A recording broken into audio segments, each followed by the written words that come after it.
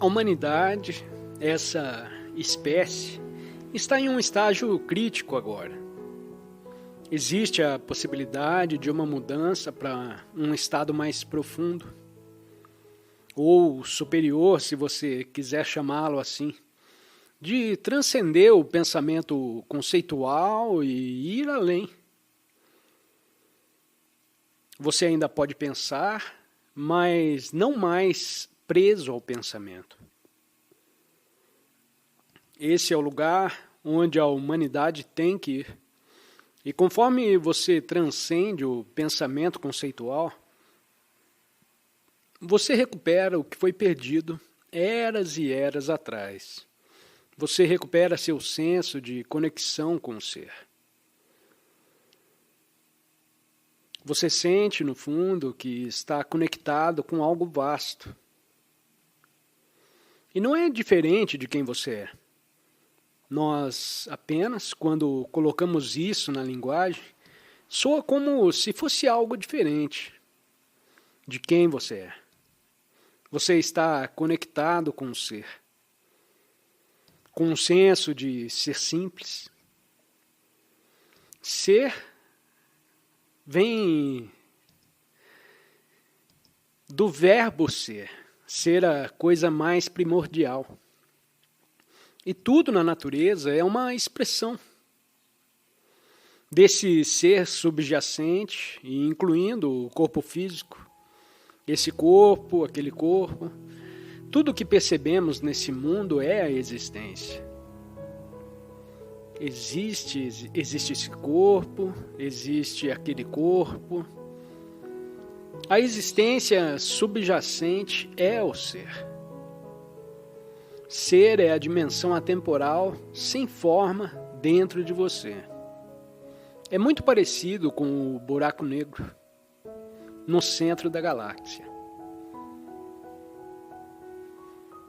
Quando eu estava escrevendo O Poder do Agora, eu escrevi, e não sei por que escrevi isso, apenas veio a mim um dia. Escrevi: existe um buraco negro no centro de cada galáxia.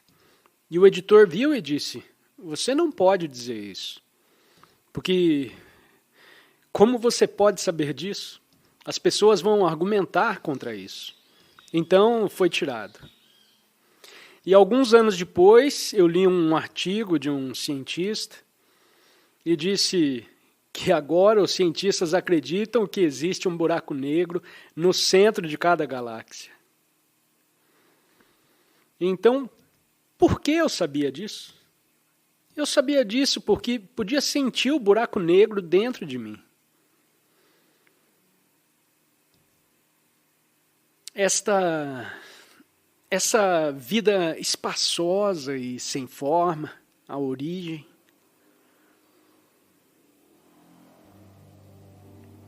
E assim, eu sei que o ser humano é um microcosmo. E você pode entender todo o universo, ou, na real, ao entender a si mesmo, você é apenas uma versão microscópica disso. Então é isso. Estamos recuperando por não estarmos mais perdidos na mente conceitualizadora. Recuperamos algo que foi perdido há muito, muito tempo. Muito parecido com o sol pródigo no Novo Testamento. Sua origem. Não é a origem. Você pode dizer que não é realmente sua origem no tempo. Não está dizendo, ok, minha origem foi há 6 bilhões de anos. Foi aí que comecei. Quando o Big Bang acontece, foi o meu começo. Isso é verdade, é claro. Esse foi o começo, mas não é tanto que a origem esteja em um passado distante, ou nem mesmo em um passado próximo. A origem é atemporal, a origem do seu ser. Ainda está lá. Esse nada primordial. Nenhuma coisa antes do Big Bang ainda está em você agora.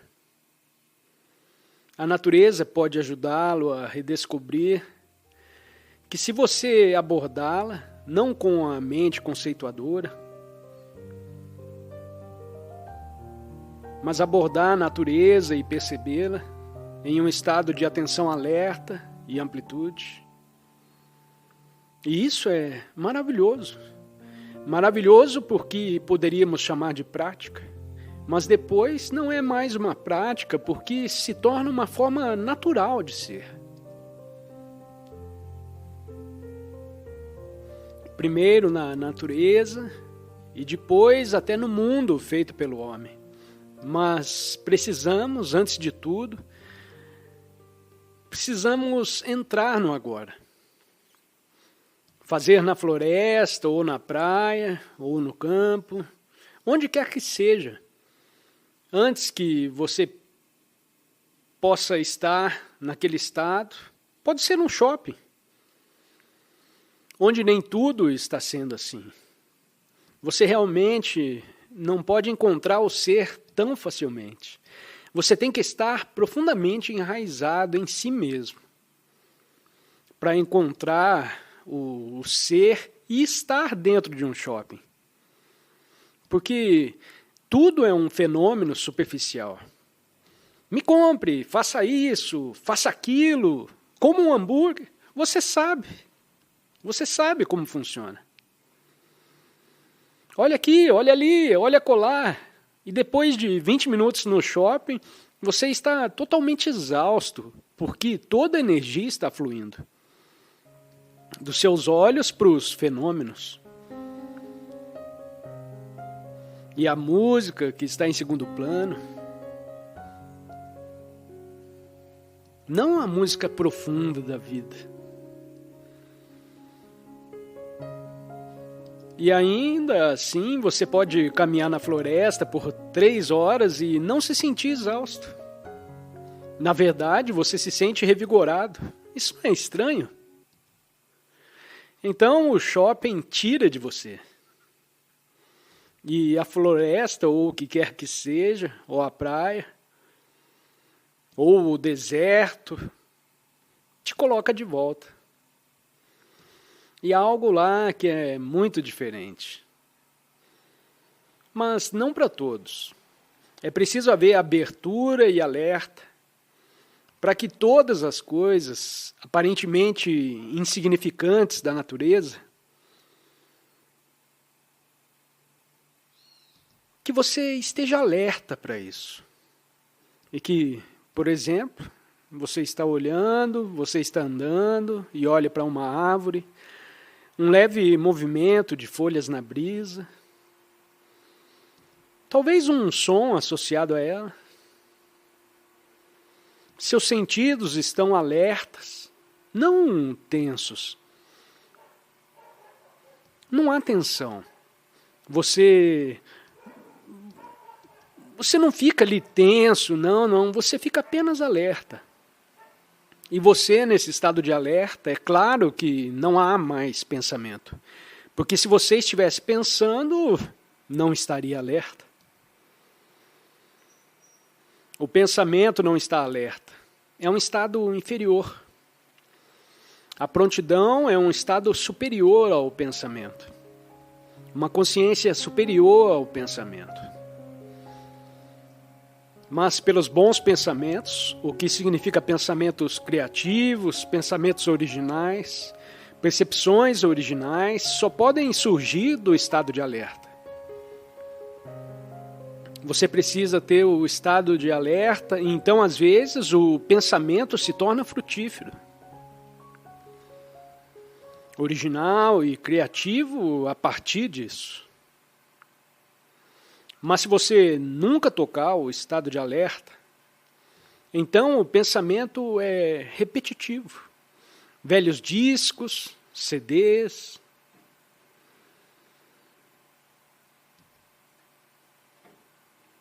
Não temos mais discos e não temos mais CDs. Velhos iPods ou o que quer que seja.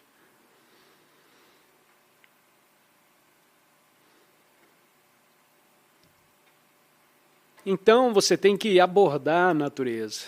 com esse estado de alerta e atenção, como uma criança, como se você tivesse entrado ali pela primeira vez naquele lugar.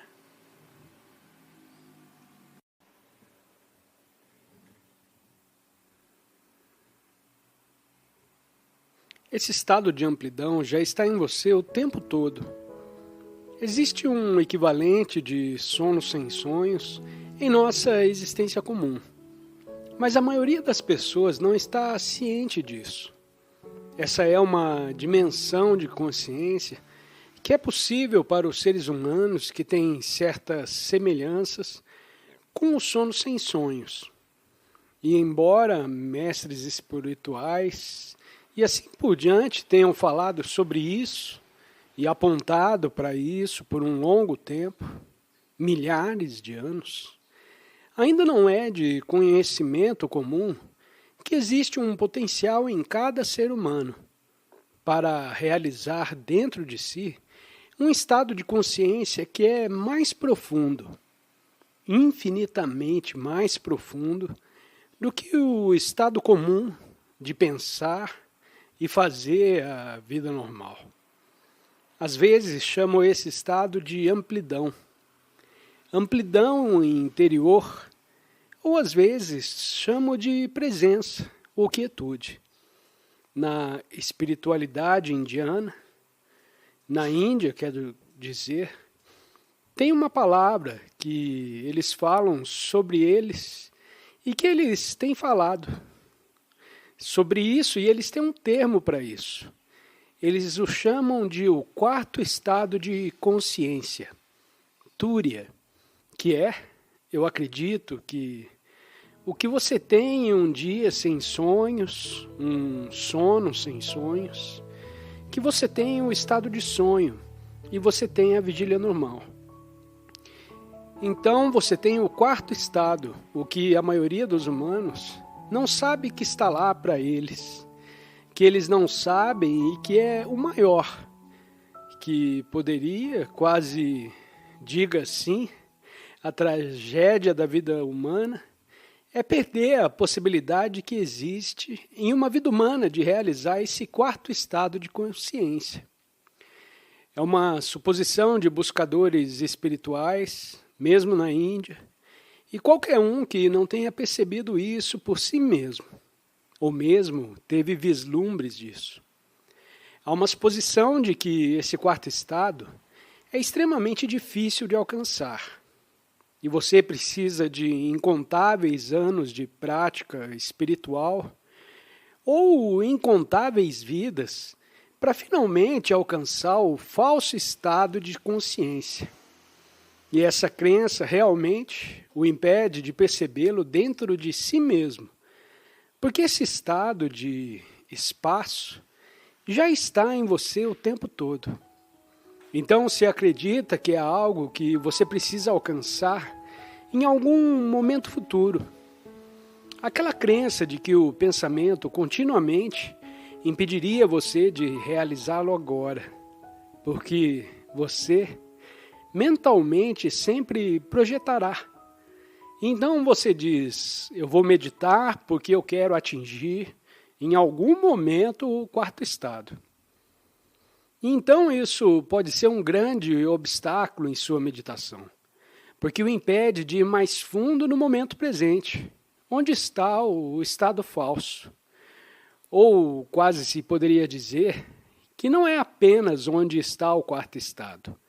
O momento presente é o quarto estado de consciência. O espaço do agora, não o que acontece no agora, mas o mais profundo espaço em que isso acontece, o pano de fundo de sua vida, está continuamente lá. E continuamente também se infiltra através de um pensamento, entre dois pensamentos, por exemplo. Você passa 3 segundos. Por 3 segundos você está livre de si mesmo. E você pode olhar para algo, ou seja o que for, ou apenas experimentar um momento de paz e vitalidade. E então, é claro, você volta a pensar. Em outro momento, um pouco mais, o espaço entra novamente. Quando você está talvez saboreando algo, sim, isso é apenas a percepção do sabor, sem qualquer interferência mental. Apenas uma presença consciente por trás da percepção sensorial.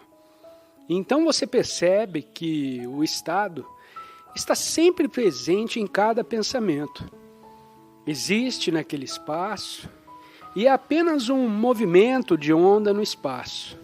E por isso, não é algo que você precisa alcançar como se não o tivesse, mas porque já está aqui e é essencialmente quem você é. É intrinsecamente um com a essência do seu ser. E se você não sabe disso, então a sua vida é muito limitada. E apenas uma pessoa sem nenhuma dimensão transcendente para a sua vida.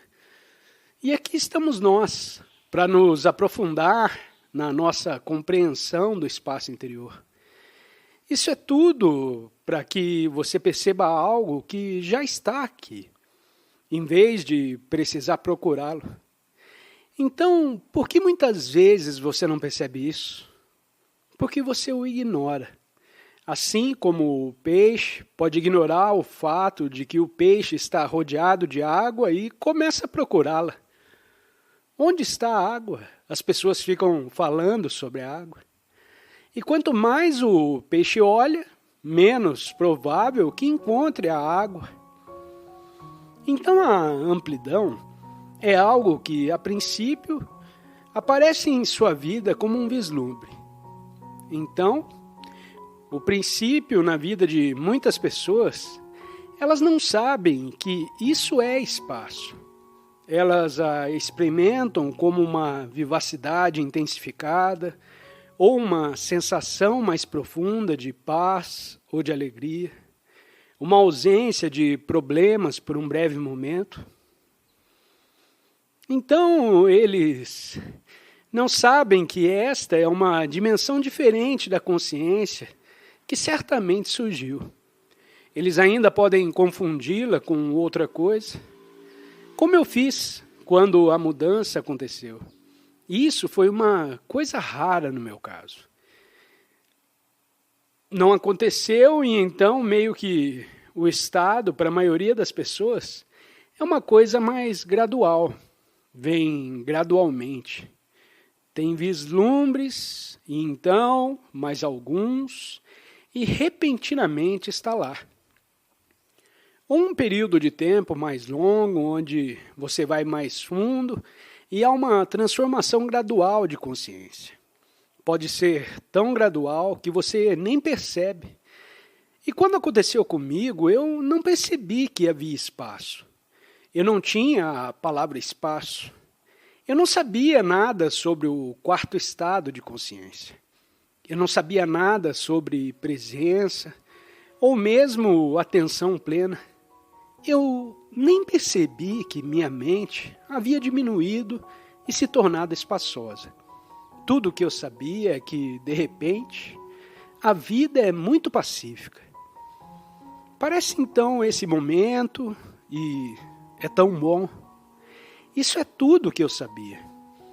E de onde vem essa paz, eu perguntei. Eu não sabia. Eu não sabia que era a profundidade de quem eu sou, percebendo a profundidade de quem eu era, a alegria, a paz. Mas eu não tinha uma palavra para isso. Eu não poderia chamar isso de profundidade, de quem eu sou. Eu só, porque de repente estou tão em paz e comecei a escrever um diário que dizia: não sei por que de repente me sinto tão em paz, eu só quero escrever minha experiência diária de paz, caso ela me deixe. Então, pelo menos, eu posso me lembrar disso. E eu escrevi que ainda está em algum lugar, não sei onde, está trancado, Eu não preciso olhar para ele, mas é interessante que não havia nenhuma compreensão de onde isso se originou e o que era isso. Como ela surgiu, então, a compreensão veio depois. Então, você também, você pode muito bem, não você, mas todas as pessoas em sua vida. Qualquer um que não esteja totalmente, continuamente infeliz, ansioso, com raiva, medroso ou continuamente chateado ou continuamente em um estado de profundo descontentamento.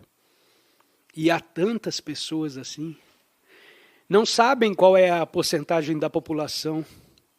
Uma porcentagem não insignificante da população que vive em um estado quase contínuo de descontentamento, de uma forma ou de outra. Sempre há um resíduo de raiva. Eles estão apenas esperando a próxima coisa para ficar com raiva, para ficar chateado. Há um contínuo, seja lá o que for. O estado de certa porcentagem, eles estão totalmente infelizes e deprimidos. E tudo é simplesmente terrível. Ou eles estão se aproximando do limite que, convencionalmente, chamamos de sanidade e insanidade. Então, eles vão além desse limite e então são declarados clinicamente insanos. Ou o que for. Então, há muitas pessoas em sanatórios que são tão obcecadas com suas mentes porque não há espaço algum. E as pessoas são muito infelizes, totalmente infelizes na maioria das vezes. E também experimentam virtualmente nenhum alívio de sua mente. Portanto, nenhum espaço criado torna a vida muito infeliz. E isso é o equivalente a alguém que não pode, se isso for possível, que não pode entrar em um sono sem sonhos. Tudo o que você experimenta são seus sonhos, e algo o impede de entrar em um sono sem sonhos, que seria horrível, e claro que você enlouqueceria. O mesmo se aplica ao estado de vigília comum. Alguém que não tem absolutamente nenhum acesso ao espaço interior ficará extremamente infeliz em seu estado de vigília normal e deixará os outros infelizes. Alguns se tornarão violentos e criarão violência. E às vezes são pessoas, claro, que pessoas violentas são tão inconscientes e infelizes que eles criam. Tornam-se violentos, ou se atraem, ou são atraídos um pelo outro. E então você tem um grupo de pessoas, milhares, 100.000, às vezes 1 milhão, às vezes milhões, que são violentos. Eles não possuem espaço. Então eles criam o que chamamos de genocídio, e assim por diante. Todos essas coisas, as coisas mais horríveis criadas, faz a vida se tornar um pesadelo. Eles criam um pesadelo coletivo. Ou uma pessoa, um pesadelo em suas vidas. Então, isso é amor. Então é como alguém que não tem absolutamente nenhum acesso. Imagine que você só poderia sonhar, mas nunca alcance o estado sem sonhos. Você ficaria louco porque você precisa do estado sem sonhos. Agora, na vigília normal, você também precisa da amplidão. E se você não tiver absolutamente nenhuma amplidão, você ficará virtualmente insano.